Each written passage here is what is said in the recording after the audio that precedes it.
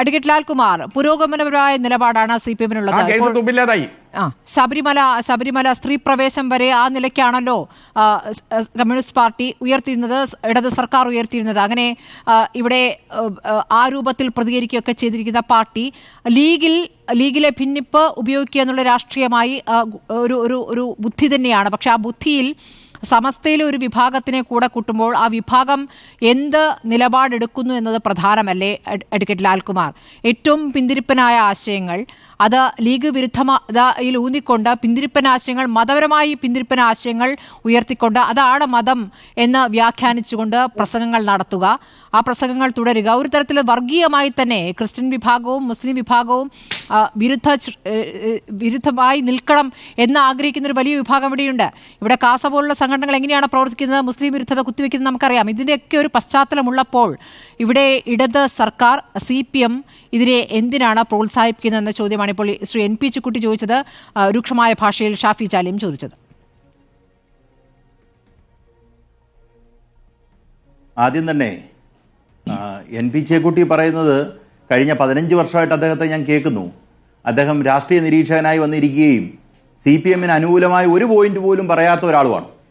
കാര്യം കഴിഞ്ഞ 15 വർഷമായിട്ട് അദ്ദേഹത്തെ കേട്ടിട്ട് അദ്ദേഹം ഏതെങ്കിലും ഒരു പോയിന്റ് CPM അനുകൂലമായിട്ടൊരു നിലപാട് പറഞ്ഞതെന്ന് എനിക്കറിയില്ല.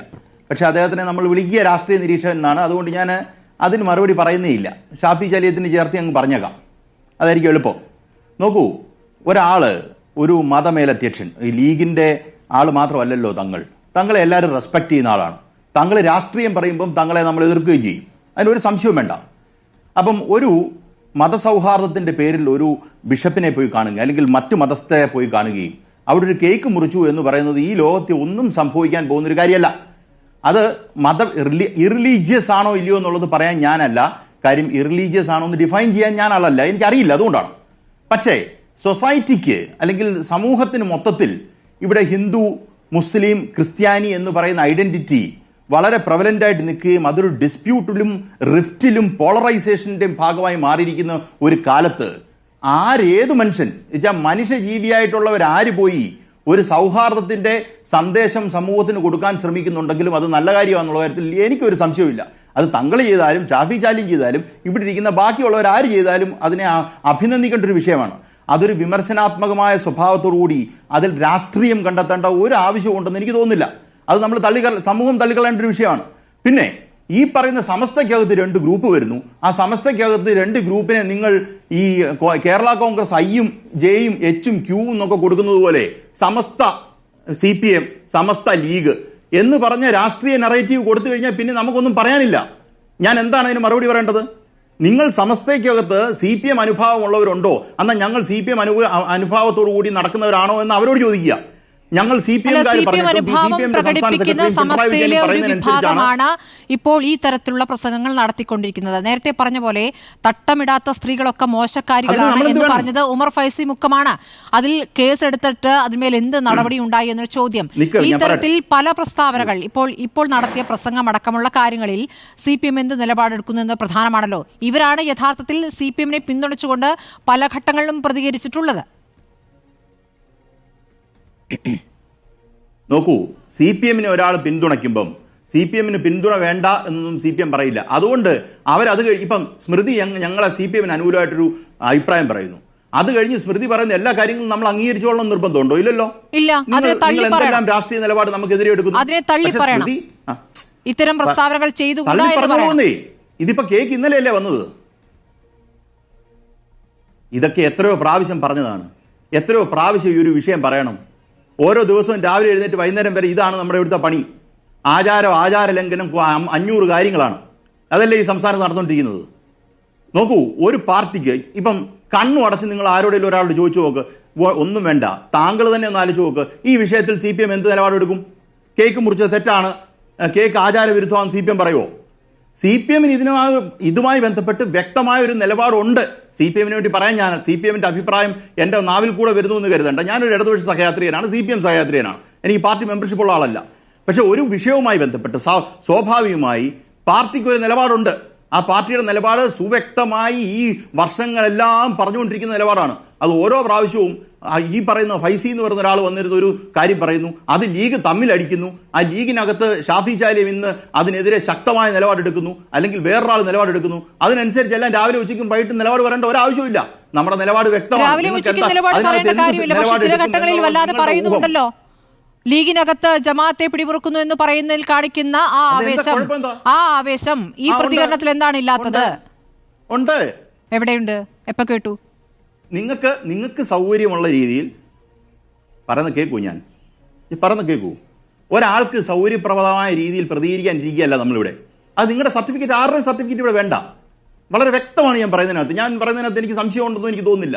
ഇന്ന ആൾക്കാർ പറയുന്നതിനനുസരിച്ച് ഇന്ന സമയത്ത് പ്രതികരിച്ചോ പറ്റില്ല. കാര്യം അങ്ങനെ പ്രതികരിക്കാൻ ഇരിക്കുകയല്ല ഇവിടുത്തെ കമ്മ്യൂണിസ്റ്റ് പാർട്ടി. ഞാൻ അങ്ങനെ അതിനത് വിശ്വസിക്കുന്നത്. അങ്ങനെ പ്രതികരിക്കേണ്ട കാര്യമില്ല. മാധ്യമങ്ങൾ 100 ചോദ്യം ചോദിച്ചു, അതിനനുസരിച്ച് പ്രതികരിച്ചോ പറ്റില്ല. പക്ഷെ നിങ്ങൾ ചോദിക്കുക, ജമാഅത്തെ ഇസ്ലാമുമായി ബന്ധപ്പെട്ട് ഒരു അഭിപ്രായം പറയുന്നുണ്ട്. അത് സ്ഥിരമായി ഈ പറയുന്ന നാളുകളായി എടുത്തുകൊണ്ടിരിക്കുന്ന ഈ പറയുന്ന ജമാഅത്തെ ഇസ്ലാമി ഒരു പാർട്ടിയായി മാറാൻ ശ്രമിക്കുന്ന ഘട്ടം തൊട്ട് വരുന്നൊരു നിലപാടാണ്. അത് എടുക്കുക തന്നെ ചെയ്യും. അതിനെന്താ തെറ്റ്? അതുകൊണ്ട് ഇപ്പൊ നോക്കൂ, ഈ പറയുന്ന ഫൈസി എന്ന് പറയുന്ന ആള്, അദ്ദേഹം ഫൈസി അമ്പലപ്പറമ്പുമായിട്ട് ബന്ധപ്പെട്ട് നിങ്ങളുടെ ഒരു മാധ്യമ പ്രവർത്തനം ചോദിക്കുന്നു, അദ്ദേഹം ഡീറ്റെയിൽ ചെയ്യുന്നുണ്ട് ഇതുമായി ബന്ധപ്പെട്ട്. അദ്ദേഹം പറയുന്നുണ്ട് ഈ പ്രശ്നങ്ങളെല്ലാം ഉണ്ടാക്കുന്നത് ജമാഅത്തെ ഇസ്ലാമിയാണെന്ന് അദ്ദേഹം വളരെ വ്യക്തമായി പറയുന്നുണ്ട്. ആ വാദം എന്തുകൊണ്ട് അംഗീകരിക്കുന്നത്? ജമാഅത്തെ ഇസ്ലാമി ഒരു മതവർഗീയ രാഷ്ട്രീയം ഉൾക്കൊള്ളുന്ന, അല്ലെങ്കിൽ ഒരു മതരാഷ്ട്രം ഉണ്ടാക്കുന്ന പറയുന്ന ചിന്തയിൽ അല്ലല്ല, ജമാഅത്തെ ഇസ്ലാമിയുടെ ഏത് ആശയമാണ് ലീഗ് വിളിച്ചു പറഞ്ഞത്? ഇവിടെ അമ്പലക്കടവ് നടത്തിയ വർഗീയ പരാമർശത്തെ കുറിച്ചാണല്ലോ നമ്മുടെ ചർച്ച. ആ പരാമർശത്തിൽ അതിനെ ന്യായീകരിച്ചുകൊണ്ടിരിക്കുന്ന അമ്പലക്കടവ് പറയുന്നതിനെയാണ് താങ്കൾ പറയുന്നത്. ജമാഅത്ത് വരുന്നു എന്ന് പറയുമ്പോൾ ഒരു കേക്ക് കഴിക്കുന്നത് ഇസ്ലാം വിരുദ്ധമാണ്, മുത്തതാവും എന്ന് പറയുന്നു, അതായത് മതത്തിൽ നിന്ന് പുറത്താകും എന്ന രൂപത്തിൽ പ്രതികരിക്കുന്നു. ഇനി വിശ്വാസമില്ലാതെ കഴിച്ചാൽ അത് ഹറാമാണ് എന്ന് പറയുന്നു. അപ്പോൾ അങ്ങനെ പറയുന്നതിനെ ന്യായീകരിക്കുന്നില്ല, ഞങ്ങൾക്ക് ഇപ്പോൾ പറയേണ്ട കാര്യമില്ല, ഞങ്ങളുടെ സമയത്തിന് ഞങ്ങൾക്ക് ബോധ്യം വരുമ്പോൾ പറയുമെന്ന് പറയുകയും സ്ഥാനത്തും അസ്ഥാനത്തും ഒക്കെ ജമാഅത്ത് വന്ന് കയറി എന്ന് പറയുകയും ചെയ്യുന്നത് എന്തിനാണ്? അതുകൊണ്ട് ആത്യന്തികമായി എന്ത് ഗുണമാണ് ഉണ്ടാവുക? നോക്കൂ, ജമാഅത്ത് വന്നെന്ന് പറയുന്നത് ഞാൻ ശബ്ദം കേൾക്കുന്നു, എനിക്ക് ഒന്നുമില്ല, ഭയങ്കരമായ ശബ്ദം കേൾക്കുന്നു. പറഞ്ഞോളൂ. അല്ല, നോക്കൂ, ജമാഅത്ത് വന്നു എന്നുള്ളൊരു അഭിപ്രായം കുറെ നാളുകളായി പറയുന്നു. അത് ഞങ്ങളുടെ അഭിപ്രായം പറയണ്ടേ? ഇതുമായി ബന്ധപ്പെട്ട അഭിപ്രായം ഇന്ന് രാവിലെ ഇന്നാണ് ഷാഫി അഭിപ്രായം ലാൽകുമാർ, ജമാഅത്ത് വരുന്നു എന്ന് പറയുന്നതുകൊണ്ട് CPM എന്താണ് ഉദ്ദേശിക്കുന്നത്? തീവ്ര നിലപാടുകാർ ലീഗിലേക്ക് എത്തുന്നു എന്നുള്ളതാണല്ലോ. അതല്ലേ പ്രശ്നം?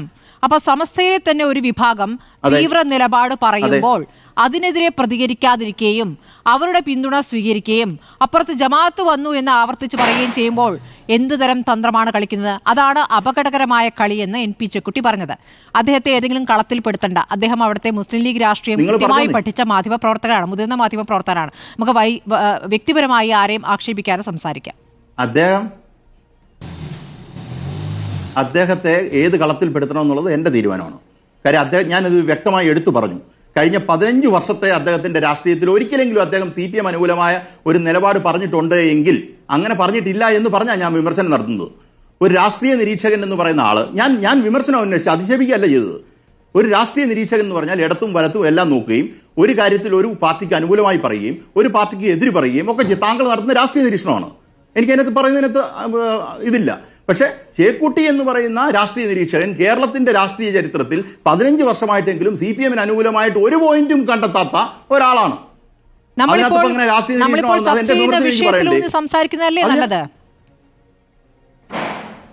അല്ല, താങ്കൾ എൻ്റെ അടുത്ത് ഒരു കാര്യം പറഞ്ഞു. എന്താണ് പറഞ്ഞത്? ചേക്കുട്ടിക്കെതിരെ അങ്ങനെ ഒരു ബോക്സിൽ കൊണ്ടിടേണ്ട കാര്യമില്ല എന്നൊരു അഭിപ്രായം പറഞ്ഞുകൊണ്ട് ഞാൻ അതിന് മറുപടി പറഞ്ഞാണ്. ചേക്കുട്ടിയെ ഞാൻ ആ ബോക്സിൽ വെക്കുന്നുണ്ട്, ഞാൻ കേട്ടിട്ടുണ്ട്. CPM-നെ പിന്തുണയ്ക്കേണ്ട ഘട്ടങ്ങളിൽ പിന്തുണച്ച് പ്രതികരിക്കുന്ന, പ്രത്യേകിച്ച് ചില നേതാക്കളുടെ കാര്യത്തിൽ അവരെടുക്കുന്ന സമീപനത്തിലൊക്കെ അവരെ ശ്ലാഘിച്ചുകൊണ്ട് പ്രതികരിക്കുന്നത് ഞാൻ കണ്ടിട്ടുണ്ട്, എന്റെ ചർച്ചകളിൽ പറഞ്ഞിട്ടുണ്ട്. താങ്കൾ കേൾക്കാത്തതായിരിക്കാം.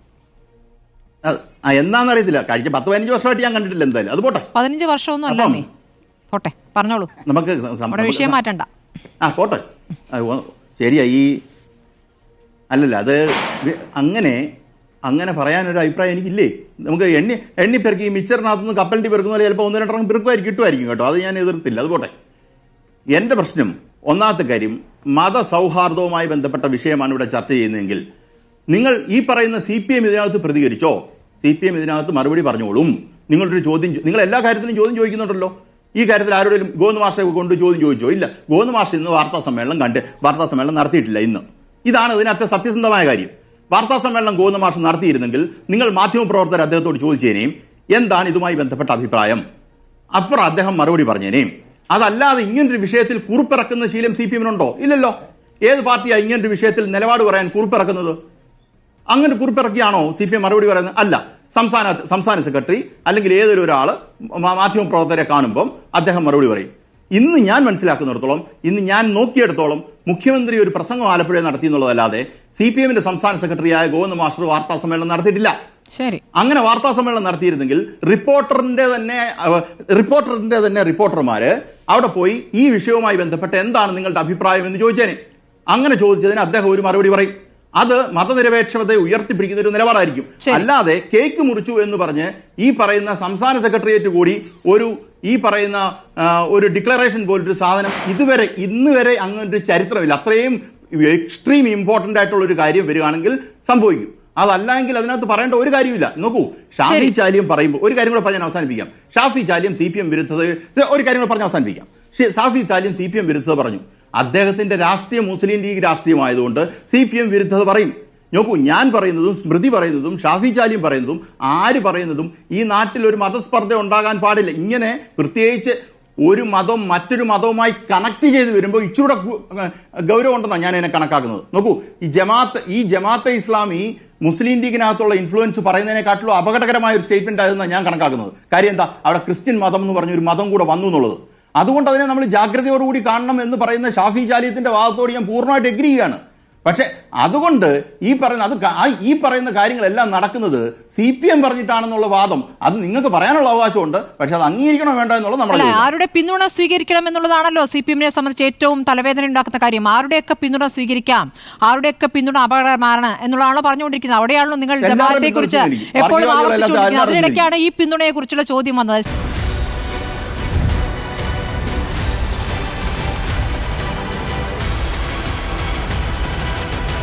ഡിബേറ്റ് വിത്ത് സ്മൃതി പരുത്തിക്കാട്.